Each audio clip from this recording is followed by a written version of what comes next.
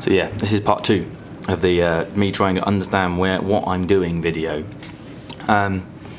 So yeah, as in the last video, we just described that kind of me here joining this project a bit later, I've kind of witnessed this emergent methodology happening within the wider group, and that has resulted from a lack of leadership from IPCC as the NGO on the ground, and the lack of a brief. Like we just don't really know what this is or what this is. And what that is leading to actually is suspicion of the IPCC. Like we don't know really what they want. We therefore, just from little shreds of evidence that we kind of been putting together, this kind of non-link with Omar, the lack of organisation, we just think they're inexperienced with dealing with this kind of international involvement with a project.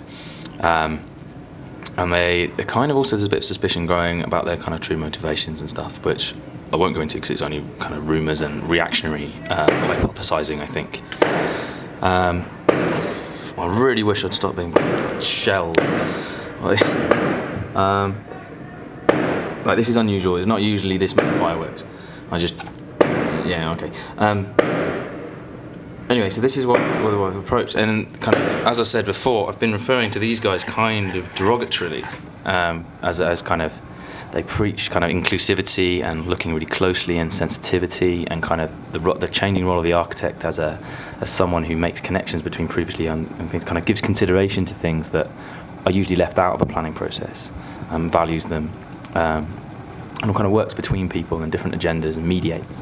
Whereas these guys are kind of hardcore urbanists. They're really kind of preaching a methodology that is in theory kind of tried and tested, and has precedent in use in design agencies like Design for London, which have an amazing amount of power. And this is the methodology they use to approve plans and develop frameworks.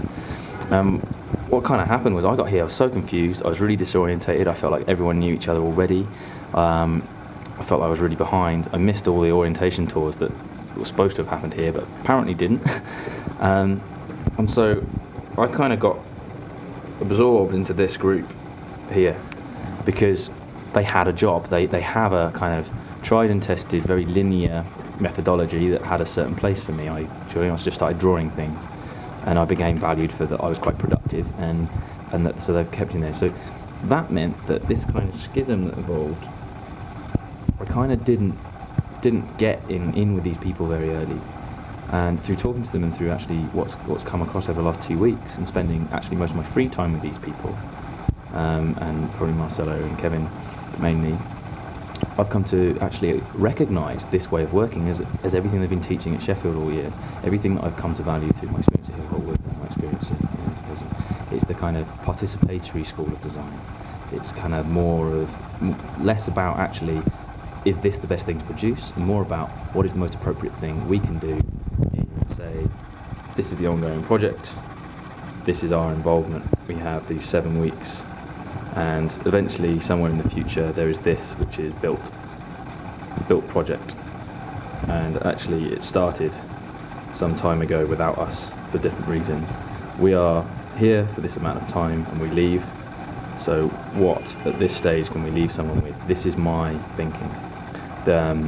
Both of these guys I think are working towards this, but are very bad at talking about it, and that's a kind of what I've come to recognise as a characteristic of architects. Particularly, Marcelo's pointed that out, as someone who isn't an architect. I think he's an urban planner, but kind of we're hearing him talk about architects and how crap they are at actually communicating what they do and how they do it. It's been very interesting. We've had some very interesting discussions. So kind of me being here and wishing I was here has kind of resulted in me doing this, which I think has enabled me to make this kind of sense of a project. And basically what I'm kind of working towards is an understanding of what we can best achieve here. And I've been finding that actually my role is more of a kind of a babble fish. I try and talk this language because I understand it, and I try and talk this language because I understand it, and I try and make these connections. I try and get these people to understand what is at play here and how they can best mediate that. And in fact, some of the best ideas I think are coming from these people.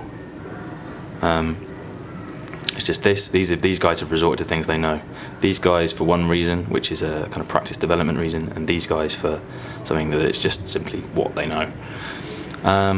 And all of this kind of really frustrating situation, because we could leave here something genuinely very useful for the IPCC in kind of as part of Palestinian planning advocacy, to talk to the Jerusalem municipality. But this kind of schism and all this stuff is currently, it seems very hard to see how we can bring that together without this person. So hopefully that's gone some way to describing what this project is. I mean, I should probably describe more about the site and stuff and what this actually should be, but I've been going on for a long time already, so I'll stop. And any questions, drop me a comment or an email, and we'll get used to it. I'll try and respond.